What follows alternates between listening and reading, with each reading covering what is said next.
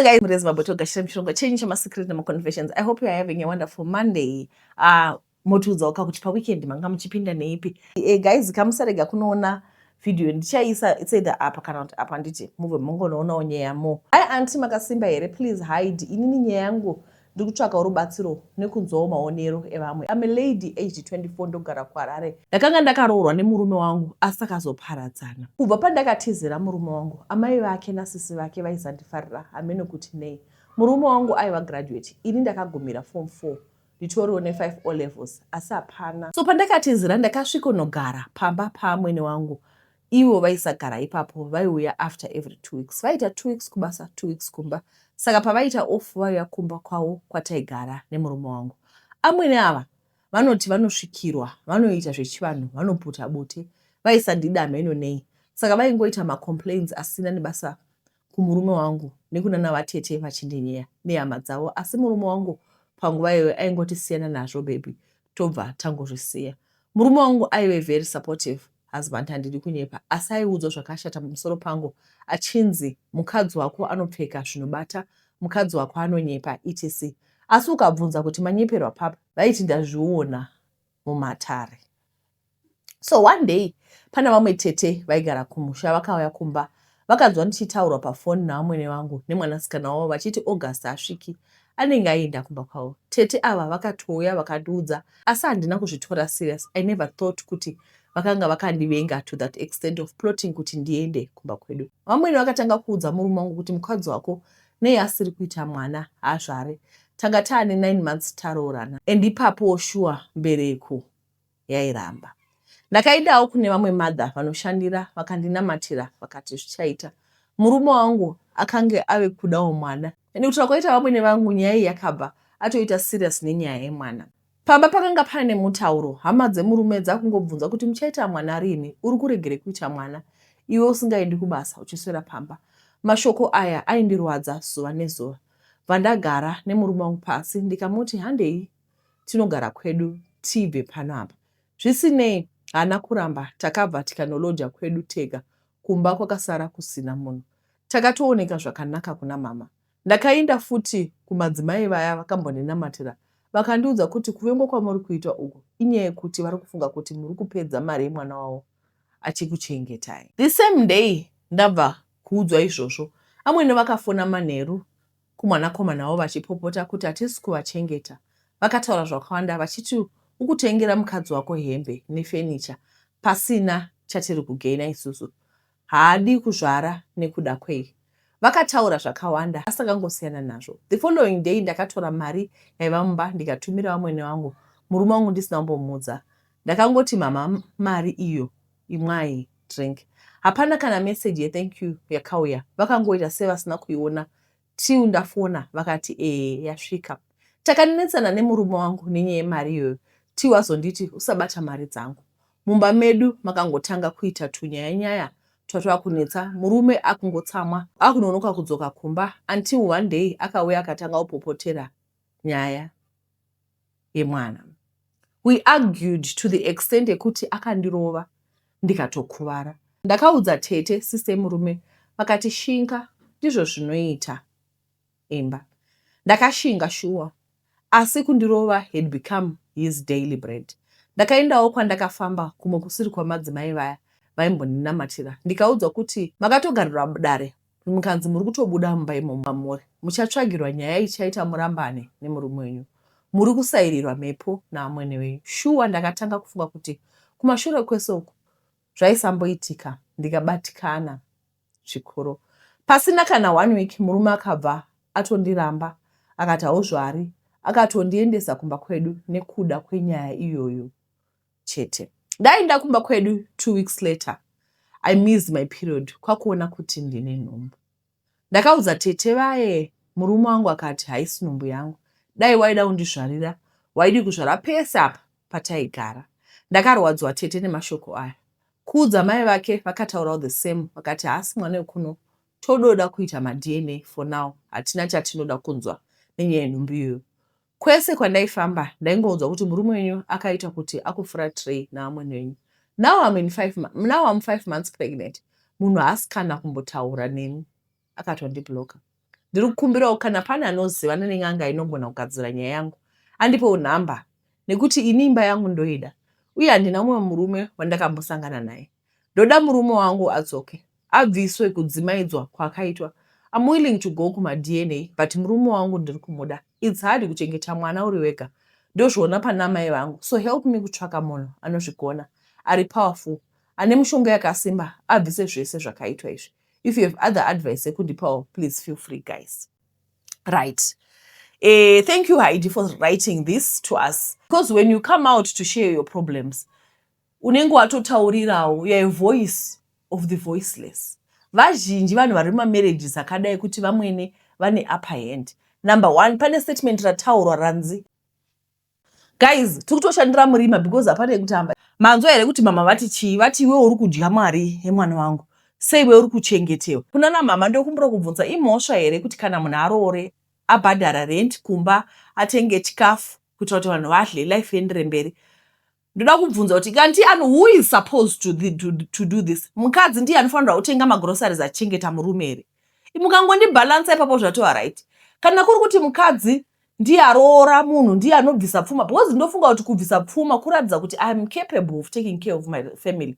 Because ndofunga kuti the person who is supposed to take good care of the family is the husband. Ma-in-laws ngatimboregai kuita interference muupenyu hwevana, muchivhiringidza vana. Heidi akazobata pamberi, nekuti mwana chipo chinobva kuna Mwari. Saka unoti uchitosvika utoti chindipai chipo changu, sei Mwari asiri kukupa chipo? Alright, tongoti mwana haasi chipo, tongoti mwana anogadzirwa nevanhu vaviri, asiri chipo kuna Mwari, tibvise the spiritual part. Ko kana mwana wenyu ari asiri kugona kumitisa, why is the blame always yemukadzi, kuti mukadzi ndiye asingasvari? Why? Sei tichidaro? What I can say is, I know kuti zvinorwadza kureisa mwana wega. As a single mom, single parenting is not easy. Raising a child alone is not easy. Chengeta mwana. Time will tell. Anditi, time will tell. Mwana achazvarwa, mwana achakura, mwana muchanoita ma-DNA. Ivo mai vava ndosaka muchizoona kushuya kuti Nashe Mugabe vanhu vachizogwa. Because why vana mai muchia kuzodefenda mwana kuti haisi nhumbi yemwana wangu? Yeah, she is 100% into the relationship. Munobvumirei kuti munhu aroore kana muchiri kuda kumucontrol? Ndosaka uchiona kuti mwana mai vanosvika pakugadzira vana vavo kuti vasaroora kuitira kuti vange vachibenefita. Poverty is bad, eh? Ma-problems atinawo kuAfrica hako kuEurope, man. KuEurope kune ma-problems eko. Isu tine ma-problem isu, tinotambura. Guys, siraiwo Heidi advice anditi. Alright, regai tipinde munyaya yechipiri. Hi Auntie Glory, asimba here. Ndaiti ndapinda ndava kuzoita Mrs. pamunhu anga ane mari dzake. Vatete ndakasangana naAshley kuchitonaya, mvura yainge yaita kundizhaka chaiko. Ndainge ndanyorwa kuti nyakata kusvika hembe dzose ndainge ndakapfeka mukate. Ashley akandimirira akati ndipinde mumotikari make. Ndakaperekedzwa kumba. Ndakapiwawo bhachi rekupfeka sezvo ndainge ndodedera. Chakaita kuti ndizotanga kufambidzana naAshley chaiva chekuti aiva munhu ari womu, munhu asinganetsi kutaura naye, munhu anokubata semunhu. Rudo rwakatsva paya ndikaita head over heels naAshley. Relationship yedu yaisava secret, zvekuti kumuri kwedu aingozikanwa, kumuri kwavo ndainge ndozikanwa zvakare. Pasina nguva ngani paya Ashley ainge akundinvita kumba kwake. Zvose zvaive zvakarongeka. Handina imwe girlfriend ndakambobata chero message zvayo zvekuti ungatoteverera munhu, ungatorovera munhu pamuchinjikwa. Vatete zvose zvainge zvakanaka, zvingangodii. Hepanoi pane dambudziko guru. Kubva zvandatanga kufambidzana naAshley, pane chinhu chimwe chete chainditambudza. Ndairota ndakaunganirwa neKiti, imwe yeKiti idzi ichida kundiuraya. Asi kuti ndizvitaura kune umwe wangu zvaisataurika. Ko kana aizofunga kuti ndaive nemweyo tsvina owamenu, or maybe ndaiva munhu asingadi chakanaka. Ndakazvinyararira, asi mukati mangu mainge musina kugadzikana. Musina kugadzikana kudaro vatete. Ndaingozvisimbisa ndichiti zvese zvichanaka. Vatete china manenji hachifambisi, chinomira kuti mavara acho aoneke. Ndakazosvika kumba kwaAshley, aiwa kwaiva kwakarongedzwa. Takaita mutambo wevakuru. Pakati peusiku ndakapreswa nekuda kunorasa mvura. Pandakamuka ndakaona kuti ndainge ndakatariswa neKiti tema. Yakavhura maziso kuti wee. Handina kuita hanya nazvo stereki. ndakamuka ndikazorasa mvura kuchimbuzi. Pandakadzoka ndakawana Ashley akaita kudashuka nehope. Ndakamuzungunisa ndida kubvunza kuti Black Cat ainge abva kupi nayo vatete, nekuti pandakapinda ndainge ndisina kuiona. Dai zvichinzi ndainge ndapinda usiku ndaigona kuti kuda, asi ndainge ndapinda masikati machena. Ndikasvika ndikasvika masikati tikatobika, asi katsi iyi ndainge ndisina kumboiona. Chero iye Ashley I'm sure aiziva nezvekatsi iyi. Ndakaona kuti pandiri kuzama kumusa Ashley, kiti yakajambira pakati pangu naAshley. Vatete yakauya ikamira pakati pedu ikatanga kundimara. Ndakanzvengesa chiso changu ndikaisa pilo, asi chest yose yakaita kuparara. It happened so fast. Kiti yaindirova ichipinza nzara. Vatete ndakaona kuti ndinofa. Ashley ari kuhope. Ndakatora ujini hwangu hwandaive ndakanda pacheya, t-shirt, ndakangobuda ndokupfeka ndikatiza neupenyu hwangu. Zvokwadi munhu unomuka wakafa kumasleep over uko. Vatete ndakabuda ndichimhanya. Chandoziva ndechekuti ndakazomira kumhanya ndasvika kupolice station. Ndakavata ndakagara pabench. Ko ndaigoindepi nekuti kwandinogara makombi anopera uye kune mbiri yekuurayiwa vanhu. Kwazoedza ndakaenda kumba. Ndikakuudzai kuti Ashley anambobvera anditsvaka.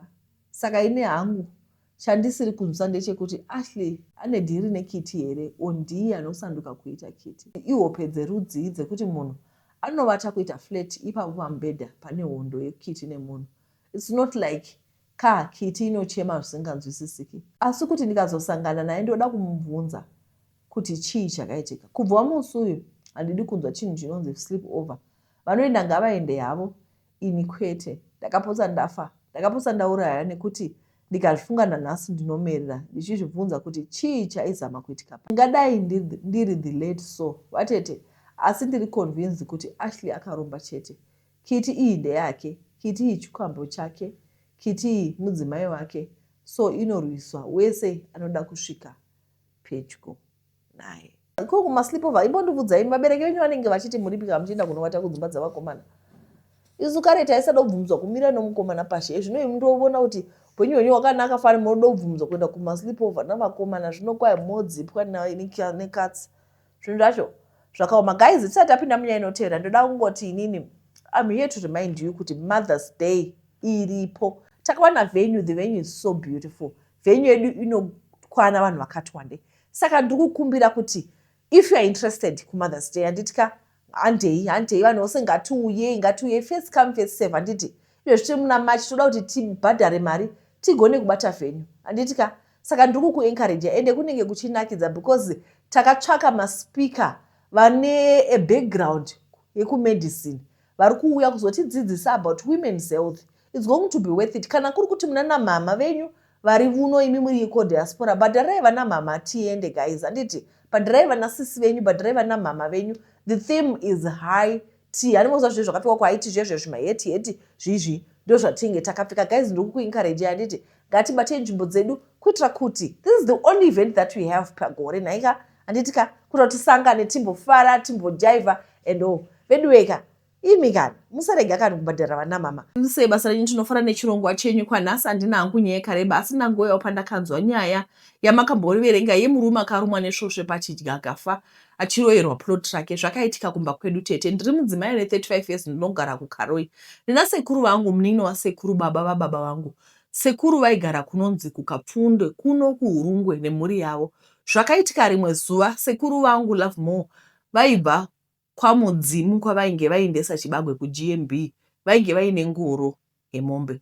Vakangoti vachipinda muyadhi vakatungamirira mombe vakabva vati ndabayiwa nemunzwa. Ndokupinda mumba ndokuti kumwanasikana wavo huya unditumbure. Gogo vakadoti naimi ko munogoda kutumura usiku huno sekuru hamumiriri kukaedza here? Asi sekuru vainge vatambudzika nemarwadzo. Munzwa hauna kuwanikwa tete. Yaive Wednesday manheru yakaitika izvo. Sekuru vakarara vachichema. Thursday kuseni vakabva vatuma mwanasikana wavo zvikanzi enda kwanhari unoshedza hanzvadzi yangu. Mwana akaenda. Hanzi tete vakatomboramba kuuya vachiti ndingafambira munhu abayiwa nemunzwa chaiwo here? Asi murume wavo ndiye akazoti iwe enda nekuti hauzivi kuti rushedzerwei. Vakadzoka vese manheru eThursday iyoyo. Friday kuseni vachitogadzira kuti vaende nawo kuti Damoyo Hospital. Munhu ndiye Sarai. Zvakaoma tetegi ndiwo mafiro akaita sekuru vangu ekubayiwa nemunzwa usina kuwanikwa futi, vakafa gumbo rakaita danda kuzvimba, variko varoyi kunze uko. Chokwadi zvakaoma. This is really true. Kuti unototi wabayiwa. I remember mai vangu vaigara vachingoti ndabayiwa ndine chinhu pasi tikaendesa kumadhokita vachabayiwa zvinhu zvacho vachabayiwa majekiseni zvacho zvingabva.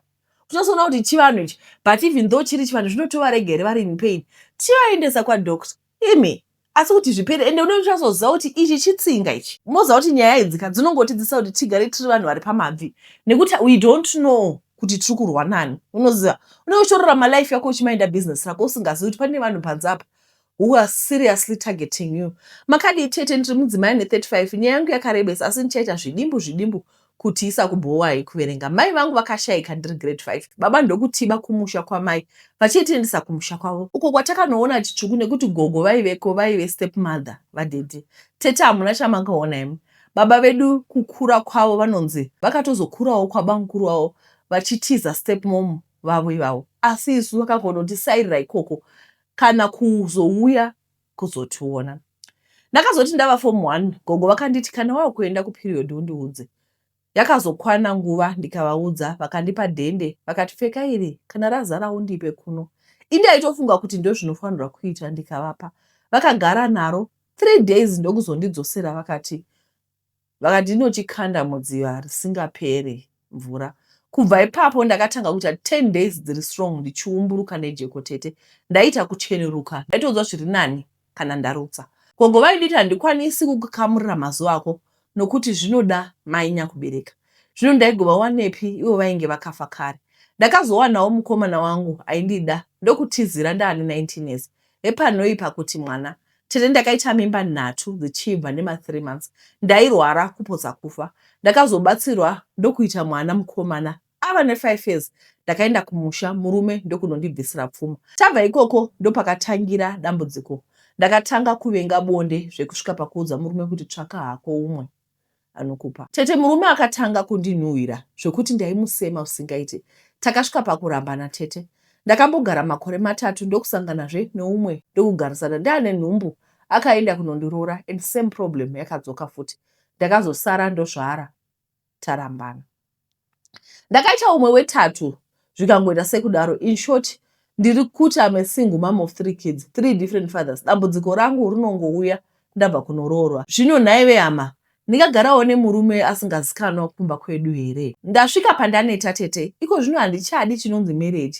Regai ndishandire vana vangu. Ndai ndiri kushanda hangu mumba kuriritira vana vangu 1 boy and 2 girls. Chadzoka nepart 2 maita basa tete. Upenyu hwakandiomera tete asi ndiri kuedza nepandogona napo kuti vana vangu vachengeteke. Ndichauya nepart 2. This is very strange. Ko nai veduwe ndokumbura kubvunza vabereki vanhu vakaita sei. Vabereki muri vanhu vakaita sei. Munhu haunyazoziva kuti this woman akatishungurudza. Ndive mwana vakakura na stepmother. Vakashungurudzwa vakatotiza. But you take your children and go and give them to that same old woman. Kana asingakudiwe semwana wemurume, what more vana vako?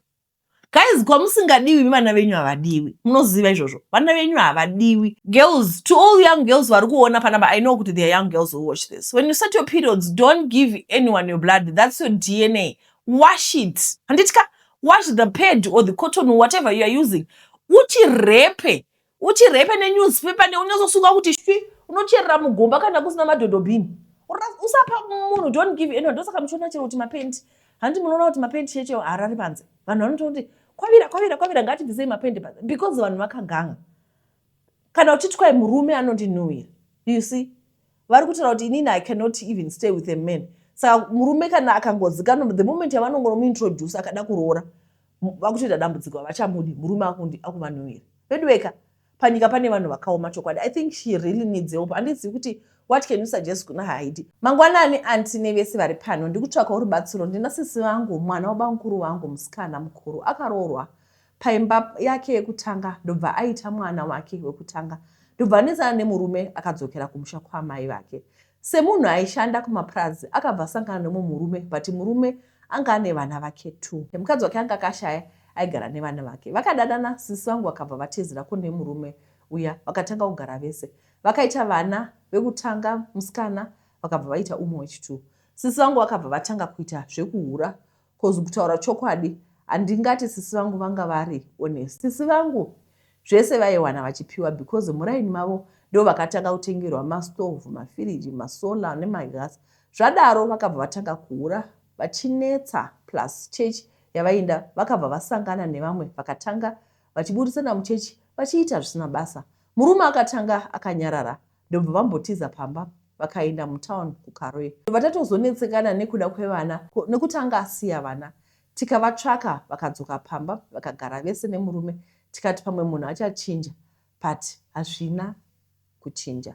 Vakasvika pakurambana nemurume apa vanga vatova nenhumbu, but mwana wavo musikana wakabva naye kumurume wavo wekutanga anga atovawo nepamberi.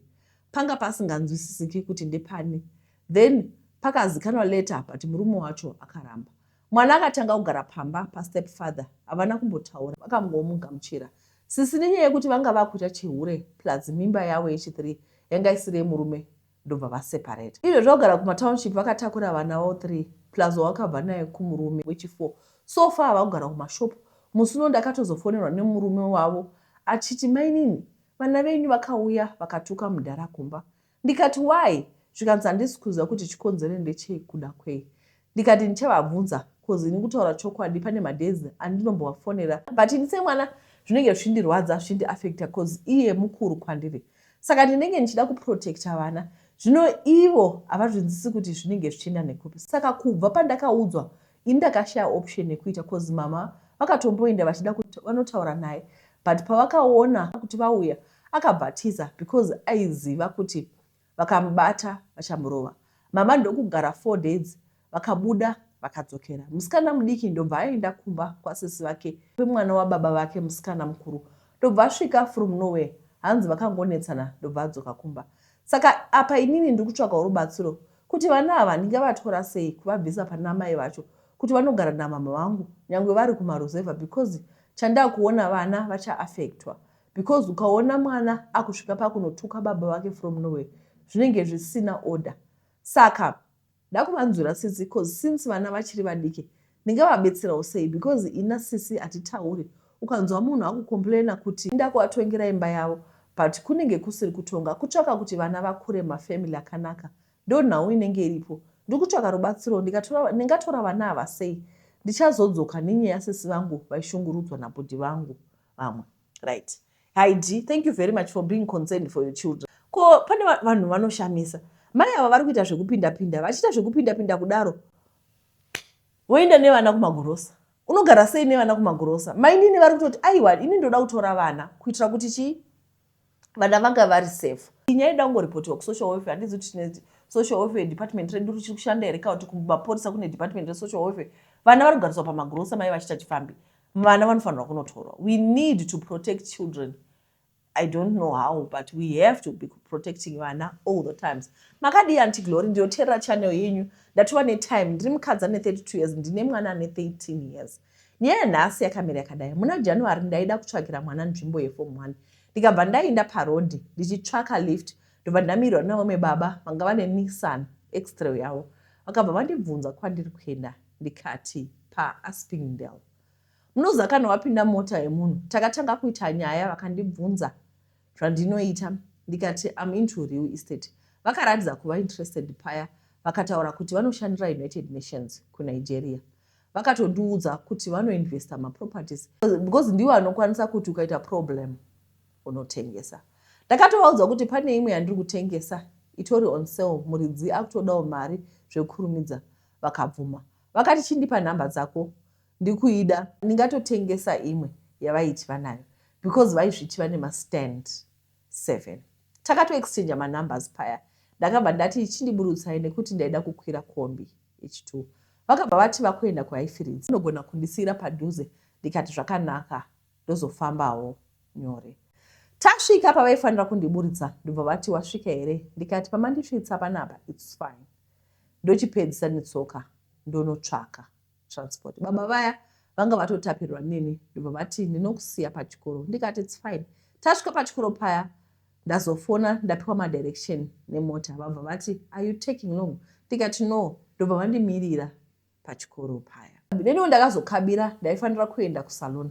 Ndakuti chindisiyai parodhi ndikwire kombi yekuenda kutown. Ndobva vati pane zvandiri kuda kunosiya, ndiri muprocess yekudhivhosa nemukadzi wangu, saka ari kwana tete vake kuLusaka. Ndobva ndakuperekedzawo ndikati zvakanaka, zviri nani pane kumirira makombi. Ndobva vandisiya pamashops, vakanosiya zvavaisiya, ndobva vadzoka vakandiperekedza kutown. Ndomatangiro andakaita kuziva baba ava. Saka ivo vaiti mukadzi wavo akatoenda, but zvinhu asati atora. Takafambidzana zveshuwa, vairatidza kuti kumba kwavo hakuna munhu ariko, nekuti I could call him anytime. We could do my video calls, achinditumirawo mapicture. Saka pakazoti pafamba nguva, ndobva vati sekuru vangu varwara kuBindura, ndokwandava kutoenda. Ndobva vandisendera mapicture vari kuBindura. Ndikati chii? Zvikanzi constipation nemusana. Ndikati I'm very sorry, unoziva unenge wa concerned. Vari sei varwere? Zvikanzi ndatodzoka navo kumba kwangu, vari kurwara zvisingaiti. Tiri kuita kuvasimudza kuenda kutoilet, havasi kurara, havasi kugona kugara. Pakabva paita 2 weeks munhu asina kubatika. Akazobatika after 2 weeks, zvikanzi ndikuuya kuzokuona. Vauya vanga vakatodhakwa, vakanditora tikaenda out kumadrinks. Munongoziva munhu asina kujaira kunyepa. Akabva kutoti munhu kurwara asi anenge achingoda kuenda out. I got confused. I was like, "Oh, you didn't say your uncle was not feeling well." Ndopakazoti anga achirwara mukadzi wangu. I could pick up, he was lying pekutanga, but I brushed it off. Nekuti akazoti tiri kuhospital, hama dzacho hapana kana auya. 2 days later, ndobva zoti pane mwana wacho azoya $200, and the following day ndobva repeated the same statement, but the amount of the money was different. Now ndaona kuti hakunyepa, but handina kuzvisa musoro because handinei nazvo munhu handisati ndanyora naye murudo. Whether he's lying or not, it's none of my business. Pakazoti mukadzi wangu ndatomudzosera kuBindura, ndobva ndakatanga kubatanidza tete ndichiona mared flags kuti munhu uyu anonyeba zvisingaiti. Takazobva kumadrinks late nekuti akanditora kuma11, ndobva tazobva kuma3. Ndobva ati kuti ndichiri kudropa ndozodzokera kumba kwangu, it's like 10 kilometers. Saka ndokumbirawo kurara, ndikati it's fine. Mwana wangu anga asipo musi uyu, takabva tarara tikaita bonde riri protected. Anga anditi nhasi akudzokera kubasa. At the moment ndakapiwa 3 months dzekuti ndishande from home. Anga anditi haasi kudzokera kubasa. At the moment aiti akapiwa 3 months dzekuti ashande from home. Saka makuseni ndakamuti kubasa because inini I have to go to work. Akabva ati ndozoenda time. Ndakabuda kuenda kubasa, ndikamusiya ndikadzoka, but panga pane munhu anga aripo, my cousin brother. Saka ndakamuti utarise munhu uyu. Munhu haana kuenda, akazoenda manheru, akazofonerwa namaid zvichinzi gasi rapera, ndobva adzokera kumba kwake. Mumwe musi akauya zve akadhakwa achiti ndikubva kunoona vana, saka anga ane vana 2 from first marriage. Umwe wacho ari kuuniversity, umwe form 4. Achiti ndikubva kunosina mwana wekuuniversity mari rent. Ndobva auya kumba kwangu kuma8. Takatogara pagate tichiita nyaya kusvika kuma11. Ndikati you can't get inside my house because my daughter aripo. Ndobva aenda kumba kwake kuma11. Ndakazonzwa ndakufonerwa kuma6 am akuti ndikuuya ikoko. Ndikati what happens? Zvikanzi I will explain everything when I get there. Ndikati zvese boy here, zvikanzi ndanetsa nemukadzi wangu. Ati munhu akambondita mukadzi akaenda. I got confused. Ndikati what is going on in your life? Imbomira kundinyepera. Zvikanzi I will tell you everything. I just need to sleep. Handina kumborara because ndasvika tikatanga kunetsana. Ndakamusiya ndobva arara. Chitaura munhu achadi kutaura. Ndobva aswera muswero wese ndobva arara. Mangwana yange yadova weekend. Inini handendi kubasa. Ko aufa kumba? Zvikanzi I don't feel like going home. Ndobva aswera ndobva arara zvakare. Akadzokera kumba the following day, of which akauya Friday, akazoenda kumba kwake Sunday. Haana chakaexplaina, akati when I'm ready, I will tell you what is going on. Ndikabva ndamuti kana usiri kundiudza chokwadi mulife mangu, handifungi kuti ungaramba uripo. Ndobva ati ndokuudza, I'm dealing with a lot divorce process, it's a lot. Ndobva abatika the following week, akati I'm prepared to tell you everything. Ndobva auya tikaita unprotected sex, ndanga ndakadhakwa. Pandaita hako anga ariko, but tangati chinetsana. Ini ndoshanda out of the country. I've been in Nigeria for the past 5 years. But iko zvino ndakakumbira kuti ndimboshandira ndiri kuno. Saka ndakapiwa 3 months and I discovered kuti ndiri kunze kwenyika. Mukadzi wangu is cheating on me, but ndanga ndisina tangible evidence. Tine kwataimbonobatsirwa, mukadzi wangu anga asadi kuenda ikoko. Tanga tambonetsana ndobva aenda kuBindura, ndoko anga ari. Ndakanomutora kuti ndimbomurapisa.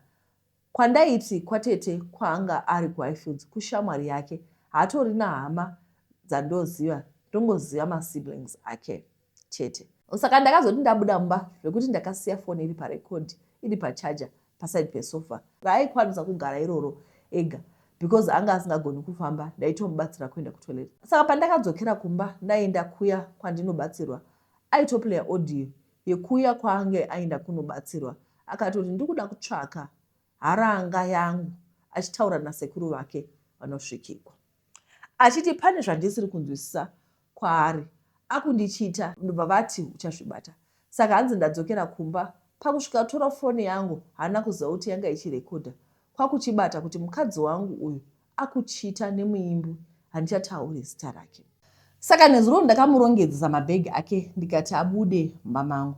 Ndanga ndichimuchengetera mwana wake, anga asingaendi kubasa, ndaimuitira zvese. Imba ndakamuvakira yavanga vachigara iyoyo.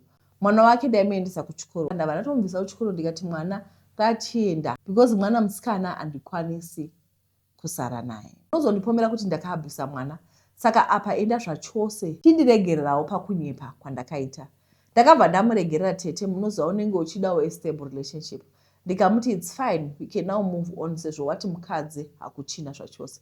Saka iye ndiye anga akugara achiuya kumba kwangu, but I could make sure kuti asangane nemwana wangu. Ndaimupinza nekuseri ndisingadi kuti mwana aone. Takafambidzana paya, anga akuwandira kumba kwangu zveshuwa. Kumba aenda pano neapo, asi zvakazotanga kunetsa kuti munhu uyu kobasa aingoti bosi wangu havanetsi. Saka nekufamba kwenguva ndakazotanga kurealiza kuti munhu anenge akundinyepera basa panenge pasina, but unenge usina evidence kuti munhu akunyepa zveshuwa.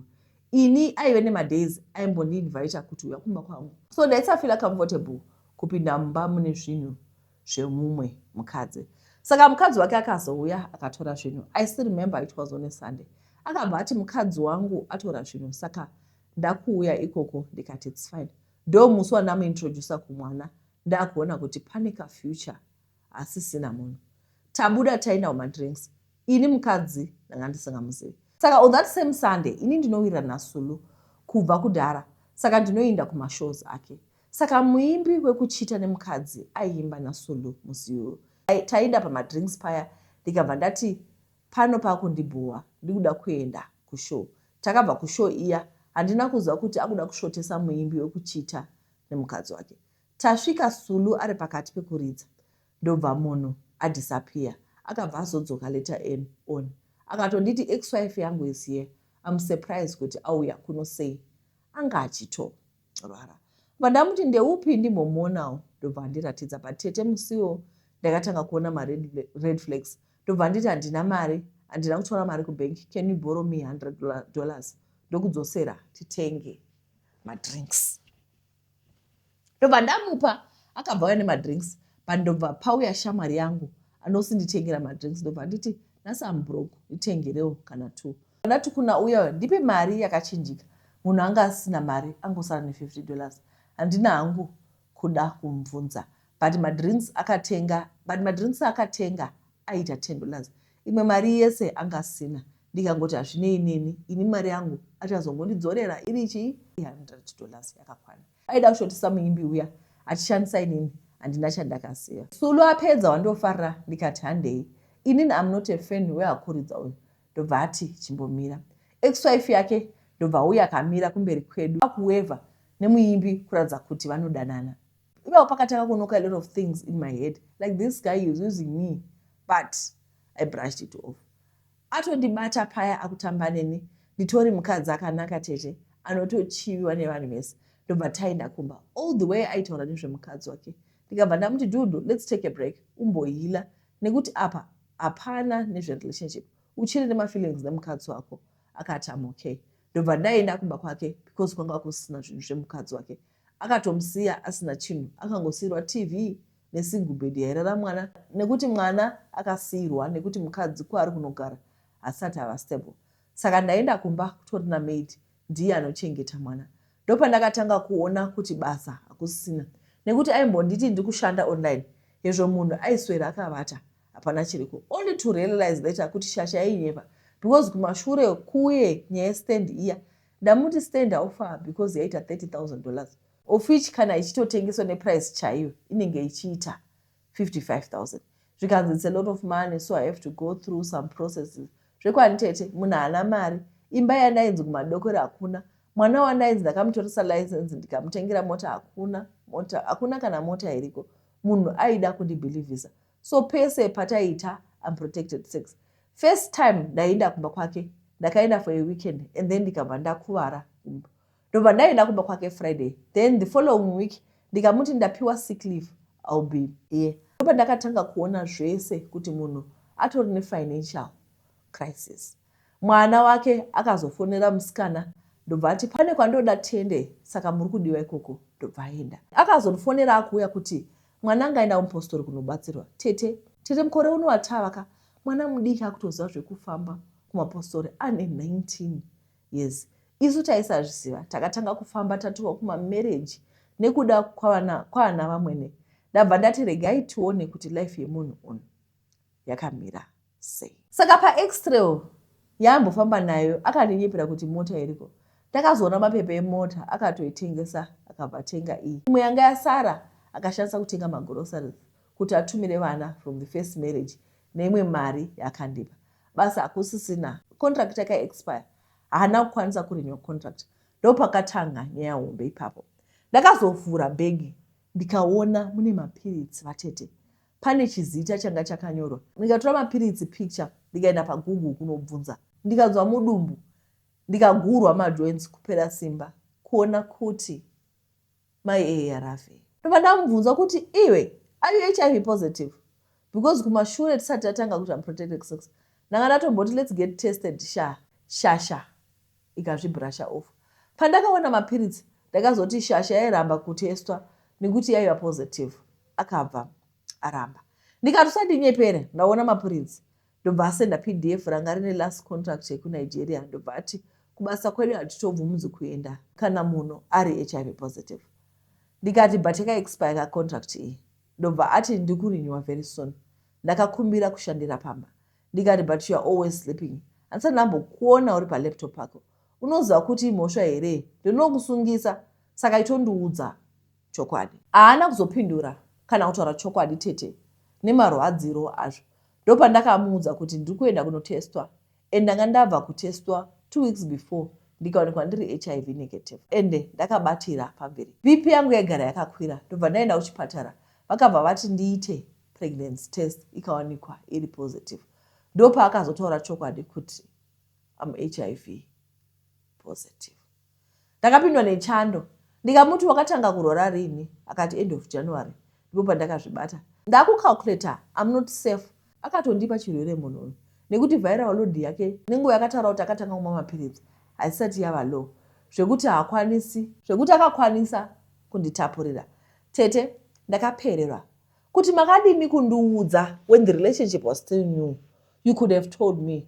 Zvikanzi ndaishaya kundokuudza sei. Akuchitanga kunyepera mukadzi kuti ndiye akandipa obvious munhu waidana naye. Ndikati iwe mbomira kunyepa. Iwe utori hure pache zvako. Kumashure pane mumwe musikana ndaitoona mavideo paFacebook pake. Ndobva papinda pop up message ikuratidza mukadzi kuti ndiisire $8 ndikupe manhunzo. Ndobva ndaenda kuMessenger, wanika kune vakadzi 5 variko vanotaura navo achitumira mari, achitumirwa manhunzi vatete.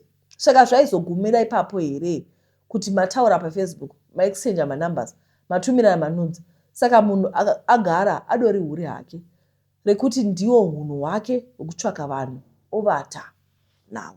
Ndopa ndakazoti mira kuramba uchinyepera mukadzi wako. Akahura ukamubata asi wakungowana kukandira mhosva dzako dzese. Akabva aplaya imwe audio yaitaura neshamwari yemukadzi wake zvichinzi haana kutanga kuura nhasi. Ndikati but iwe wakamboti aisambodaro nguva yese. Akatotanga kuchinja izvezvi. Zvikanzi ndaitombomuregerera zvekuti amususpecting kuti ndiye akandipa chirwere. Kwakuchiplaya audio iye yekuti mukadzi uya akambobata kwaifamba vanhu vasingabvi kumaprofita kudzin'anga iyezve sene mukadzi wacho. Pakuzotaura nyaya yekuti pana vamwe mbuya vaakaenda kwavari zvekuti varume vainzi bvisai masheti, vakadzi vobvisa mablouse nemabra, voiswa huku musoro yaisabva kusvika wareurura zvese. Saka mukadzi wake anga atoparwa nehuku kwakuzoreurura kuti mupostori ose kwaanoenda anovata nawo nenyanga dzese dzaanoenda anorara nadzo. Murume paakanga ari kuNigeria airara zvekuti vanhu vakakalkuleta vanokwana kuita 9 nedzimwe nhumbu dzakabvisiwa. Asi ndakasiyana naye kudhara. Akunditi chirwere handikwanisi kutransmita yourself. Saka ini baba vangu ndidhokta ndakavafonera ndikavati ndine shamwari yangu yakapinda musituation yakadaro, ndikavatsanangurira zvaitaura uyu. Baba vangu vakati munhu paunotori safe it's after 6 months achitora medication zviri proper, and after 6 months akasangana nemunhukadzi achakwanisi kumupa chirwere. But zvawataura shamwari yako yasangana nazvo akatotapurirwa chirwere. Saka vatine ndo situation yandiri maiko zvino. Handisi kuziva because apa ndofanira kumira for 3 months window period kuti ndichinotestwa ndione kuti zvakamira sei. Uye pane mazuva anga akuita seakuluza interest neni, then I fought for my relationship. Saka akuita munhu kwaye. But handichazivi zvekuita kuti munhu akandida kuitira kuti ndikaonekwa ndave HIV positive ndisamusungise here kana kuti akuda zverelationship zvechokwadi. Pari zvino vatete atongwa munhu asina chinhu, basa haana, kurinywa contract haana because ava neHIV. Basa hapana, anomuka akavata. Mazuva apfuura ndakafonerwa namaid achiti kuno zvakadzvanya, tii tikumwa isina shuga, apa havana mari, tikugeza negreen bar izvezvi, tikakwatisa beans mufiriji hamuna chinhu, kana muchikwanisa mutibetserewo. Anti ndava neconfusion. Apa imba yakavaka vakuda kuitengesa. Saka anga akunetsa nemukadzi because anga ati toita 50-50. Murume akati ndini ndaishanda plus wakachita ukabuda mumba. Imba yacho ikushe anotenga. Ndakatombowana aida kuitenga, ndatomboadvertisa sezvo ndiri muindustry, but ndatova nebitterness. Munhu iye ndakatozomutsvakira imwe imba isiri iyi nenyaya yekuti munhu ndatova nebitterness naye. Saka ndine confusion, but kamwe kakumuda futi karipo ndomamiriro akaita nyaya yangu. Chazoverenga comment section. I think the most painful thing that she's complaining about inyaya yechirwere. Vari kuti munhu akatanga kumwa piritsi muna January apa isa muna March 3 months later, saka ini avhaira load yake richi iri high, saka ini akatondipa chirwere. Ndo the most painful thing chaari kurwadziwa nacho. But also haidi vari kuona kuti munhu ane vasikana vanotora navo paFacebook achitumigwa manudzo. Zvichiratidza kuti munhu asiri munhu ari promiscuous. Saka haidi ndoda kubvunza inini kuti mazvipira here kudanana nemunhu uyu ari promiscuous, munhu anoda kuita zvevakadzi. Number 1, mataura kuti kakumuda kachimo mamuri, handiti. Saka ndozva ndiri kubvunza kuti moda here kudana nemunhu anoita zvevakadzi vakawanda. Ndo problem yangu. Number 2, munhu anonyeba aifanirwa kungogara ataura pekutanga kuti nini this is my status. Mugara mazivo. Guys, kana kuri kuti unenge une health problems, gara waitaura usati wazora vana vevamwe vanhu. It's not fair. Taura kuti ini ndo mamiriro angu, munhu opinda achiziva. Alright. Nyaya dzacho dzazoti wandei apa manje magetsi. Anti makadi ndiri mudzimai ane makore 30, ndakawanikwa mumusha wandakawanikwa, but ndanga ndine vana vangu vaviri. Umwe wacho ndiye wandakauya naye. Ndakagashiwa zvakanaka. Mwana wangu akarwara akasara kumusha kwavo. Ndakaenda kunoona mwana, asi murume wangu kubva zvandaenda kunoona mwana hana kuita phone call zvayo kuti anzwe kuti munhu afamba sei. Ndaitosacrifice kuti ndifonere umwe wangu. Ndakagara ndichipepa mwana for 6 weeks ndikadzoka. Manga muri muCovid, zvinhu zvanga zvakaoma. Pandakaona state yemwana ndakatoona kuti zvekugara ndichiita chihousewife hazvina zvazvinondishandira. Ndakatanga kuita zvekutengesa. Murume wangu panguva yacho zvinhu zvanga zvakamuomerawo. Taingoshanda nezvatainazvo panguva iyoyo. Ainoitawo zvekukiya ane mota yaanongomirira kuti ikahaiwa ndizvo zvinotiraramisa. Pandakatanga kuita zvekutengesa ndakaona kuti zvitori nani, hachisi chese chandinofanira kuti murume ndoda chakati. Asi pandakatanga kuita izvozvo murume wangu akabva relax. Hongu anobuda achiita zvaanenge achiita zvehari. Asi kutarisa kuti mukadzi anopiwa mari, chaanenge afunga musi wacho iyoyo, chero muriwo anotenga waari kunzwa kuda, whether unodya here kana haudyi hazvinei naye. Chingwa anosiya atenga 2 loaves kana 1 zvichienderana nekuti takawanda sei. Mamwe mazuva anongobuda ndiwe uchasaraona. Iye ane vana vake vaviri, umwe wacho ndogara naye. Asi nyaya iri pakuti izvezvi murume akaita girlfriend yake. Iye anozviona sezviri normal. Girlfriend akafona auya kumba akadhakwa. Pandakadayira foni ndaona kuti iri kuramba ichiringa. Ndobva andidayira zvechirafu. Munhu watakambonetsana kumashure uko nezvegirlfriend iyoyo. Ndobva ndatongosiyana nazvo. Asi kubva ipapo ndakazonotisa kuti ndaiti ndikasangana pabonde 5 minutes after tapedza kusangana ndinososonywa kusikarudzi wangu ndikamukonfranta kuti zviri kuitika kuzviona. Anongoti ndichagadzirisa kusvika ndatozozvinotisa kuti isiki ndopandakanotrita but hazvibatsiri. Anongodzoka atwapa kuti kana ini ndikatritwa siki iwe usina handikwanisi kusangana newe. Amene kuti ndiri wrong here pakadaro. Uye ke nefamily yake asisina. Kunyange ukati mwana akuda chikafu wake chaiye asiri wangu anongoti handina mari. Kana kuti ndichatsvaka zvotopera zvakadaro. Ndakazoita vana 2 vepamusha ipapo. Ini ndine wangu 1. Mwana wokutanga wandakamboenda kunopepa akashaika. Musi washaika mwana ndakatofonerwa kuti mwana ashaika kana nematambudziko hana. Ndikasvakira mari yangu ndikatora nehama dzangu ndikaenda kunoviga mwana. Kwaari aiekta kunge zvese zviri normal. Saka izvezvi ndasvika pakuneta pakuti vake vana vandakaita naye hakwanisi kuchengeta. Umwe wake watinogara naye hama dzake dzikasatobhadhara fees iye hatirimuke. Ameno kuti ndodiniwo vatete. Chimbondibatsiraiwo mundisire nyaya yangu padare. Ndoramba ndiri marriage yakadai here yekuti ndini ndinongosafa, ndini ndinoprovida zvese. Iye yake autombozii kuti anoshanda mari pazuva. Zvaanenge afunga musi wacho kuti nhasi akuda mazondo ndipo paanotenga. Saka handizivi kuti tichiri tese here marriage nemunhu kana kuti yatongova for the sake yekuti takangoitangawo tese. Izvozvi kune program iri kuda kuitwa kumba kwawo ndopaanotanga kuita semunhu kwaye nekuti anoziva hama dzake hadzisapoti zvisina basa. Knowing kuti pasara iwiki kuti hama dzake dzikuuya and dzikuziva nyaya dzese dzaanoita. Asi dzichingoinda anogona kutopanduka kana kutanga kuchita. Saka handiziviwo kuti ndoita sei. Zvinhu zvacho zvakaoma ndozvandingangotaura. Ko murume anenge anyway. Problem iri kuna iripo kuti mama kubva zvavakangotanga kushanda munhu atotanga kurelax. Havachatengi usavi, vanotenga usavi hwavanoda kana vachida. Kwowavo mwana. Marelationships akadaro guys, kana tichigara tose ngatidzidzei kugarisana zvakanaka. Because muri kuona maroles edu. Magender roles ekuti mai ndio vanobika. Mai ndio vanoziva chii chisipo pamba. Zvinoyo kana uchatenga usavi hwako hwaunoda, mai vaya havachichagoni kana kuplana. Ko kungotora mari woti iyi ndio mari yeusavi, kubva musi wanosvika musi 30 tichaseva. Handidi tichadla. Kuti tadlei amai ndio vanoziva. It makes life easier. Handizivi hangu ukangoona imwe 60 cents yako isiri happy zveshuwa haisi happy. Unotoona kuti munhu uyu haadi nezvako. Zvinhu zvakaoma kurambana guys. But munhu akapfeka shangu inoshinya ndiwe nyakuipfeka ndiwe unoziva kuti uda kuramba wakagara here kana kuti. Guys, talk to nene kuona chirongwa kwamaita. Mwara kuitire zvakanaka. Tichadzoka zvakare nenyaya dzenyu. Muzoramba taita challenge yemagets. I don't know kuti zvacho zvichafamba sei but tinongoposta zvakadaro. Slow tinosvika. Alright, talk to nene guys nekuona chirongwa kwamaita. Mwara kuitire zvakanaka. Ndatenda. Bye bye.